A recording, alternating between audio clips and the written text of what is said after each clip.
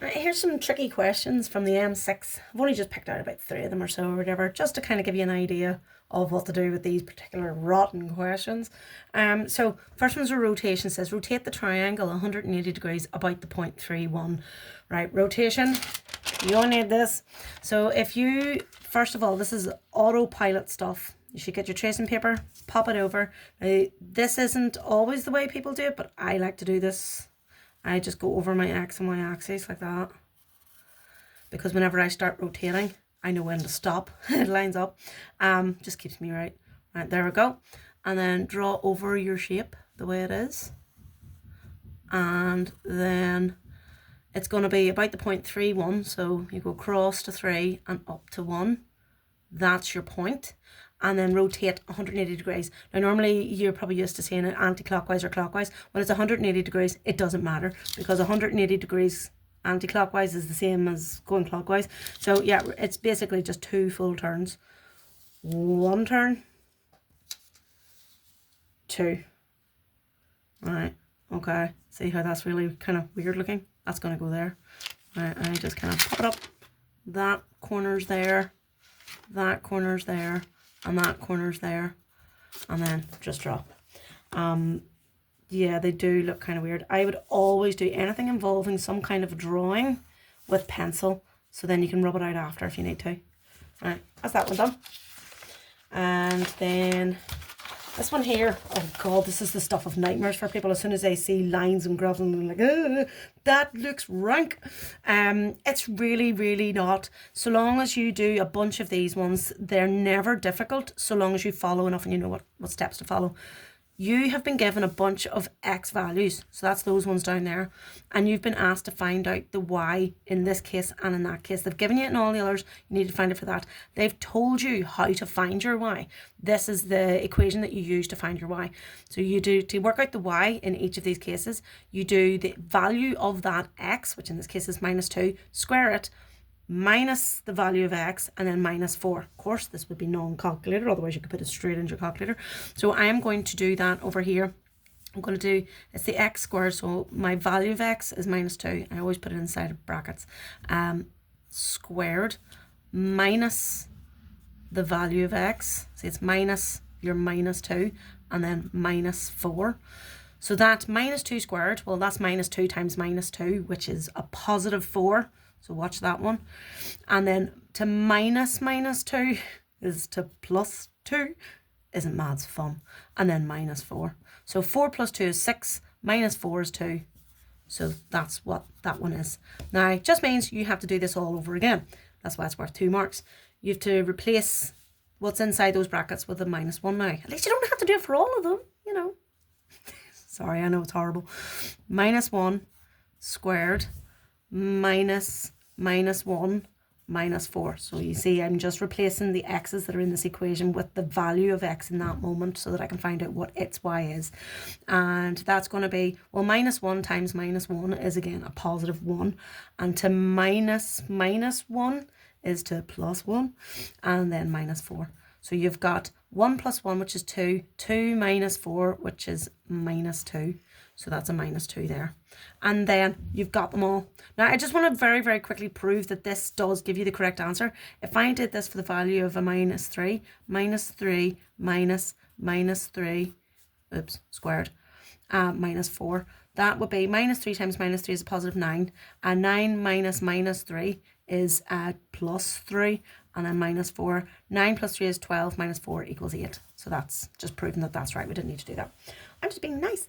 Right, so now we plot our dots. So go to -3 first. So that's across to -3, and then up to 8, which is there. There's my first dot. Back to -2, up to 2. That's there. -1, -2. 0, -4, down here. 2, -2. And 3, 2. And then 4 and up to 8. So you should get a curve. I always go from there way, because I'm right-handed. If you're left-handed, it's probably easier going the other way. But if I go this way, I can always see where I'm going. I always struggle with this. Why? All this complex maths and I can't draw a curvy line. I just got a bit wonky donkey. Anyway, so that's that. Try and do it as accurately as you possibly can, because they usually give you a question off the back of that curve, and they have. So the next one says use the graph to solve the equation that. Well, if you notice back here, that's what that is. That is y.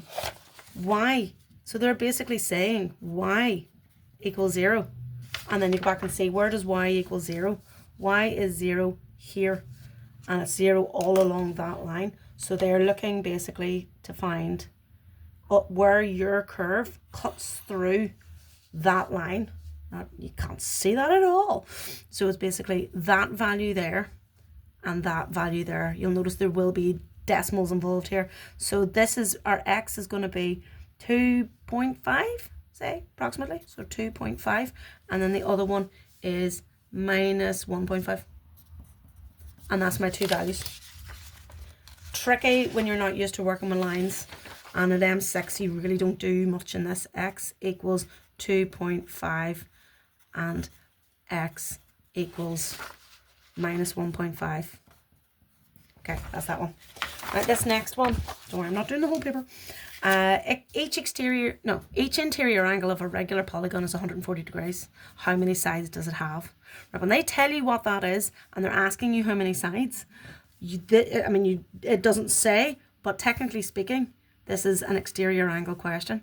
So whatever this shape is, how many sides it is, that interior angle is going to be 140 degrees. So what you need to work out is actually what the exterior angle is, because, and I'll show you now, that's going to be 40 degrees, because the interior plus the exterior angle equals 180.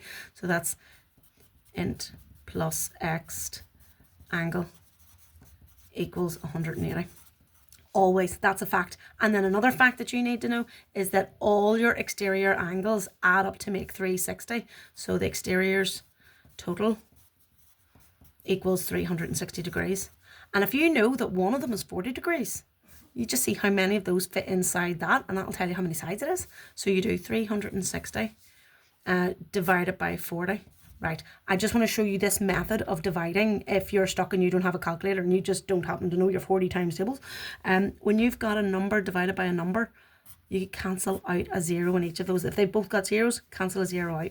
So then you're left with 36 divided by 4, which, how many 4s in 36? 9. So that's the answer. It's got 9 sides. And then the last one of these, this question was brutal. It's an nth term, but it's 5 marks. And the reason why it's 5 marks is because it's actually an inequalities question as well. So first of all, nth term. So you have to find the nth term. And nth term is, what's your rule? So your first rule is, well, there to there. You're plussing 3 each time. So that's the first part of your sequence. Then the second part is, how do I get from my rule to my first number? So how do I get from 3 to 7? I plus 4. That's my nth term. Okay, now the rest of the sentence. It says, using the nth term, find the smallest term in the sequence above which is bigger than 1,000. So it's going to be that where it's bigger than 1,000. Right, fun times. Boot that over so that you've got 3n and it's going to be 1,000 minus 4. I've just taken that over there. This is just, we're solving. This is a bit like your algebra, which I know you're not your favorite thing, but you follow the rules, you stick to the rules, and it'll always be the same. So that's going to be 3n is greater than, well, 1,000 take away 4 is 996. And then we're going to boot the 3 over. So the 3, when it's right beside a letter, it means it's timesing. So we take times by 3 and it comes over to the other side as its opposite, which is divide by 3. So what I'm going to do is 996 divided by 3 to find out what my n is. So 996 divided by 3, and I'm going to do this bus stop method. So how many 3's in 9? 3. How many 3's in 9? 3. How many 3's in 6? 2. Right, so 332. And we're going to find whichever one it's going to be, which is find the smallest term in the sequence above which is bigger than that. So whenever you know that n equals 332, so we'll put that back into the equation. I'm going to put that over here. So 3n plus 4. So we're going to do 3 open brackets, replace the n with this value. This was actually really disgusting. And we times that out. Well, we know it's going to be 996, and we are going to plus 4 onto that, which gives us our 1000, but it needs to be bigger than that, so it's the next one after that. So it's going to be the 333rd term, which will then give us 1004. So it's the 333th third. Oh, what a stupid problem. Right. That was horrible. These sorts of things, you just use whatever you know, work out nth term, you're going to get marks for that. And whenever you see something is greater than or less than, you use this symbol. And then whenever you see something like that, you solve it to find out what your n is. Because even if you did this and got this far and then didn't know that it was going to be the next term up, then you just get as many marks as you can. So you would have got 4, even if you didn't get to that stage, you would have got to there. So you do have to practice these things so to get good at it. So yeah, good luck with that.